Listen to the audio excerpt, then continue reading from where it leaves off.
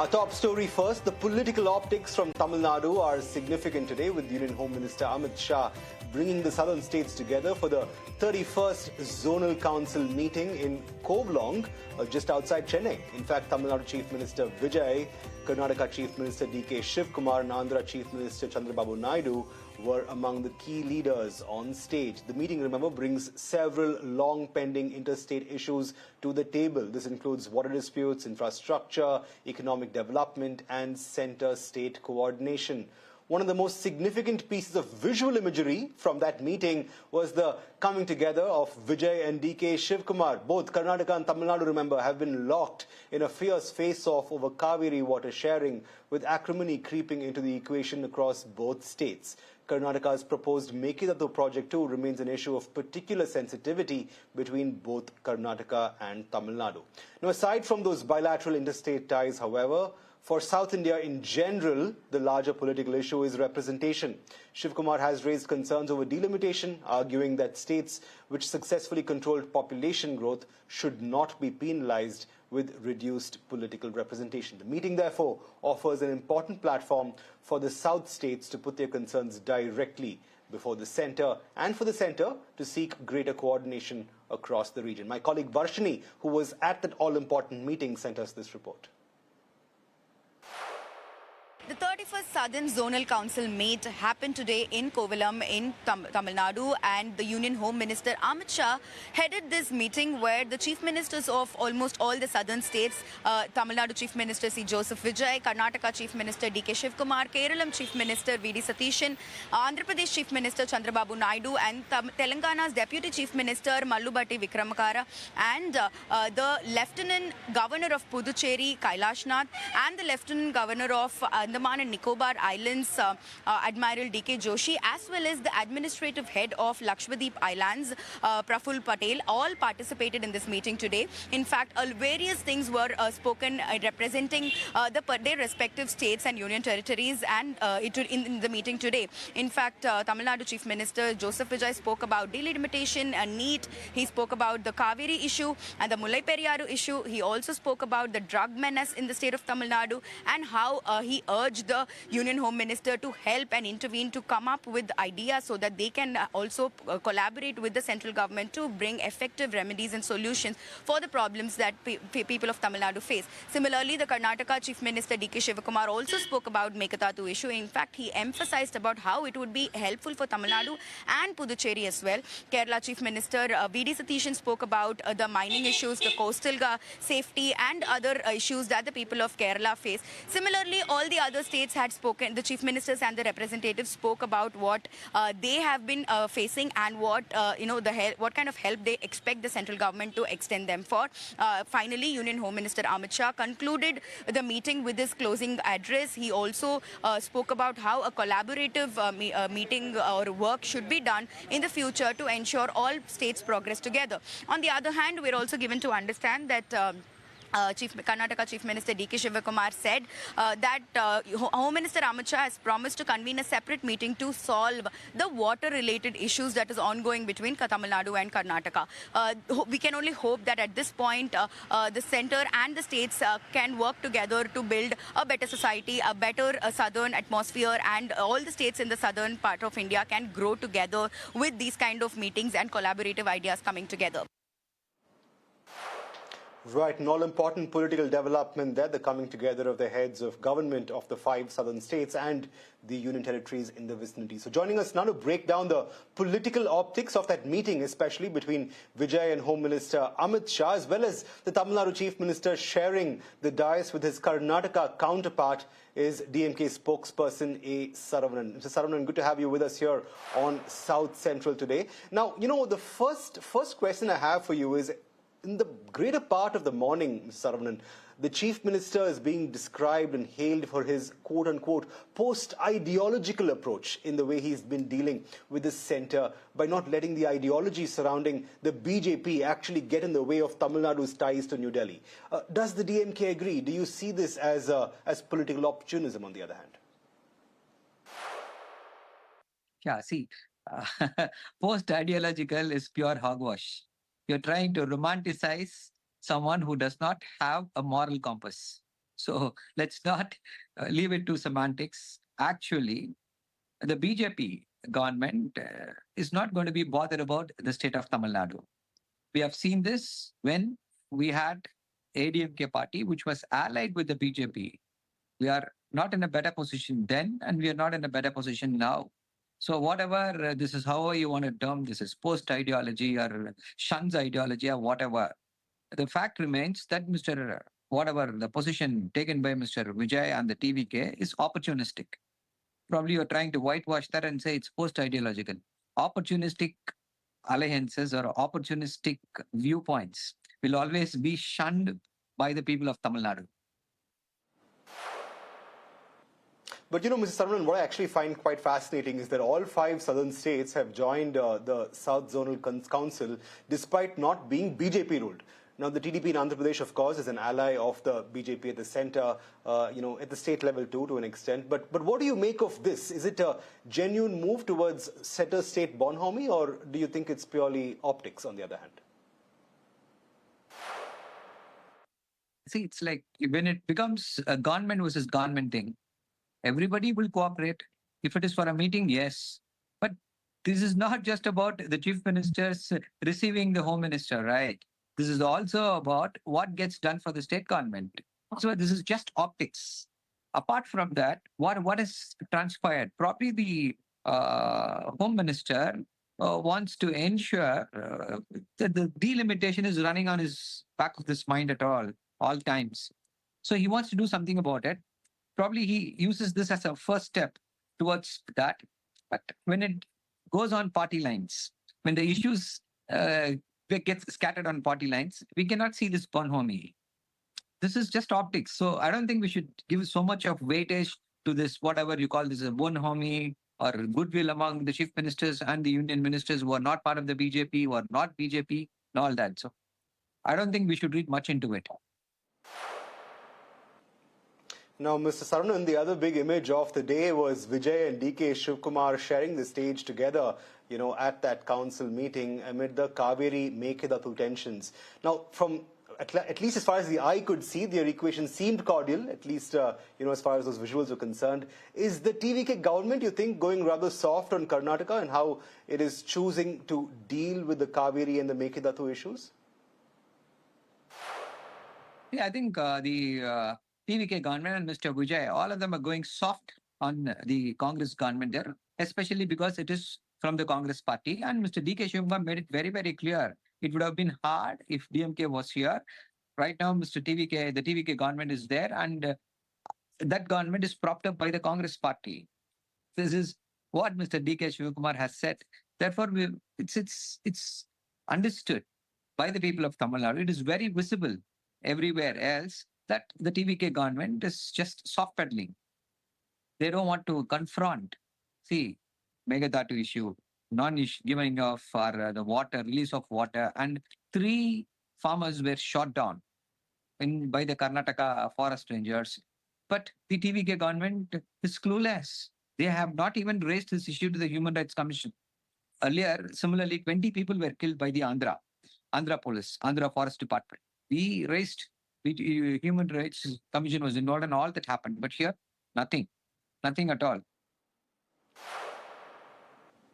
Right. Coming back to delimitation, especially because you brought it up early on in this conversation, what exactly is the DMK's position today? I mean, there was talk about how you initially opposed the legislation through and through, only for the party to then say that you would actually study the bill before making known your position on it. So let's put it out there for our viewers. What is the DMK's final stance on delimitation for India? We are very clear. See, right now, we are very clear about one thing, that the interest and welfare of the state of Tamil Nadu should not be compromised, and DMK will not allow that to be compromised. From day one, we have been very, very strict on one aspect, that is fair delimitation. Any delimitation which will strip away our political weight, the percentage of political weight right now we have should not be diluted. That has been our stand. And for that, we have suggested various means and ways. The policy or the way it should devolve. There are several views, but we have been very firm that this right now we have this 7.18%. This is 39 seats out of 543, which is 7.18%. And whatever be the formula, whatever it is, this should not be diluted. This has been our stand then in 2024, and this is our stand even now, right now. So there is no deviation, no nothing, as portrayed by several people, as portrayed by our political opponents, that DMK is dithering or DMK has changed its view. Nothing. We have remained steadfast, and Mr. Vijay has now today towed the line of the DMK. He says what the DMK says is correct. We will follow what the DMK says in as many words. He said today in the council's meeting that Tamil Nadu that percentage should not be dwindled. That was not a stand 1 week back. 1 week back, Mr. Vijay was saying that there should not be any delimitation. There should be no delimitation, and the seats should be frozen. That was not what he said today. Today he said a different thing. He sang a different tune. Probably the meeting with Mr. Amit Shah changed everything. We don't know unless they chose to disclose. So this is where we stand, and TVK is following the DMK's stand. They are towing the DMK's line today. Right. So before we end, let me ask you, what should be the TVK government's top priorities now, especially on investment, law and order, and industrial growth? Where do you see this government going from here in terms of the focus that they choose to give each of these issues? Yeah, see, investments, of course, should be prioritized. Industrialization should be prioritized. But for Tamil Nadu, you know, and everybody understands that Tamil Nadu is a highly industrialized state, and we have the potential. We have so many factors going in favor of us: the skilled labor, the skilled engineers, management personnel, talent pool, investments, labor, geographical locations, a port, the way the government whose investments, already existing industry. These are all factors which are constant. But there is one variable which may affect the investment climate, that is the law and order situation. I think the TVK government is losing its plot on it. Last 100 days, 546 gruesome crimes, including murders, have taken place, including sexual assault on women. Every other day, we are hearing about a double murder case and gruesome murders. So this is a cause of concern, and this will definitely have a strong impact on the investment climate. So if we want to ensure that the investments continues unabated, the new industries are going to come to the state of Tamil Nadu, then law and order should be prioritized. I think the TVK government should concentrate on that rather than just concentrating on their wheels.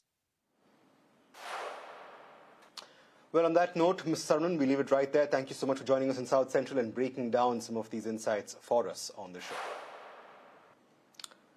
Moving on, reports say that Chennai Port's proposed outer harbour project is all set to be implemented at an estimated cost of 17,700 crore rupees. The project is aimed at expanding Chennai Port's capacity and strengthening its position as a key maritime gateway for South India. The proposal is expected to be sent to the Union Cabinet for approval once it is cleared by the Ministry of Ports and Shipping, according to the report.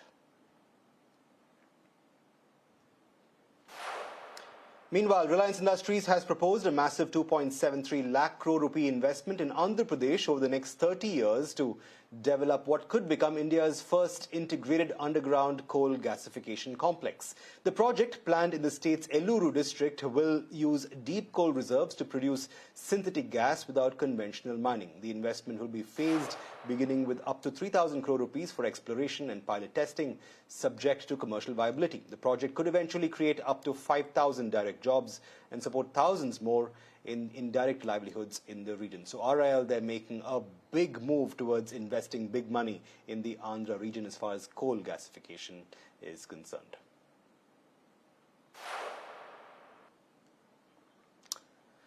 Moving on, the next big phase of India's global capability center boom in all likelihood could remain a South Indian story. Now, a new CBRE report shows that Bengaluru continues to dominate India's GCC landscape, accounting for 42% of GCC leasing activity between 2022 and the first half of 2026. Hyderabad on its part follows with a 20% share, while Chennai accounts for 11%, putting three southern cities firmly among India's biggest GCC hubs. But there's more interesting stuff that's happening just beyond these metros. In fact, Tamil Nadu is looking to build on Chennai's engineering and manufacturing strengths by expanding GCC activity into Coimbatore, Madurai and Trichy, while Kerala is targeting a threefold increase in GCCs by 2030. This even as Andhra Pradesh is positioning Visakhapatnam as a deep tech GCC hub. So the message from the report is clear. The next phase of GCC growth will not be about simply adding more employees in either Bengaluru, Hyderabad or Chennai, because companies are increasingly looking at a hub and spoke model, combining the talent and ecosystem of major cities with the lower costs and growing talent pools of tier 2 locations. So joining the show now to tell us more about these trends and what they're all about is Ram Chandani, Managing Director of Advisory and Transaction Services at CBRE. Ram, good to have you with us here in South Central. You know, I think your report pretty much settles it, right, Ram? South India is the country's GCC capital, and it seems likely to stay that way for a while. Absolutely. I mean, there's a lot of action happening in South India. You rightly mentioned about the three major hubs, whether it's Bangalore, Chennai, or Hyderabad. The ecosystem's large. Obviously, we are attracting talent from the tier 2, tier 3 cities. And historically, the GCCs have set up operations in the last 2 decades in India in these big markets, which has attracted talent from across various markets in South India. You rightly pointed out saying Coimbatore, Vijayawada, Tirupati, Kerala. There's so much action happening in Kerala. The talent is the ecosystem, right? I mean, it's all about talent today. Today, if you put a dart in India, you can get 1,000 people. The question is, what talent are you going after for to deliver those opportunities in these GCCs? We're moving away from the typical BPO processing analytics to really defining what's happening across AI, ML, across R&D, analytics to a very different scale. Right. You know, my concern though, Ram, is one of saturation. I mean, let's look at Bengaluru. 42% of India's GCC activity, leasing activity happens there. Hyderabad accounts for 20%, Chennai 11%. How much more room is there really for these three cities to grow? You know, or are we reaching a point where companies have to look beyond them? Companies have already started looking beyond them. It's the question of where you are delivering what out of which facility. Today, the GCCs have set up operations not just in these three markets. They've expanded beyond these three markets. They would have started off in Bangalore. The same GCCs expanded to Hyderabad. The same GCCs expanded to a Pune. They've expanded to a Chennai. They've expanded to Mumbai and even NCR. So across India, we're seeing this growth for GCCs. It's purely about what's getting delivered out of which location that matters. And as I said, the talent is attracted to these big hubs because these hubs, the larger urban centers, are creating that ecosystem for the talent to look at growth opportunities. While if you look at what's happening in the tier 2 markets, a good example is Coimbatore, where you've seen in the last 3 years activity dramatically go up purely because of that ecosystem and talent. Similarly with Kerala, whether you look at Trivandrum and Kochi, you've seen newer entrants entering that market purely because of the talent arbitrage and the availability of infrastructure. Infrastructure is going to drive this. Today, it's not just about attracting talent, it's also about retaining that talent. And for that, you need to make sure you have grade A infrastructure available. Right. You know, but I'm just curious, given the fact that everyone wants a slice of India's GCC pie, not just for the tier 1s, but for the tier 2 cities as well, are state incentives actually determining where these GCCs locate? Or do you think companies are still primarily choosing these cities based on talent availability and ecosystem maturity? So when you stack up the state incentive policies, a lot of them are in the process of formulating a policy. For example, Karnataka was one of the early ones who created that policy, but they're not offering you if you set up a GCC in Bangalore.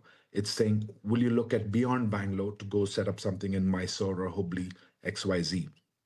Similarly, Andhra has offered a very lucrative policy. Telangana has a great policy.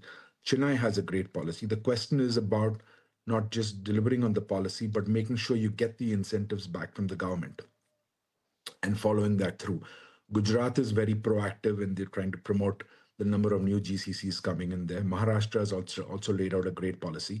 So I think healthy competition is good.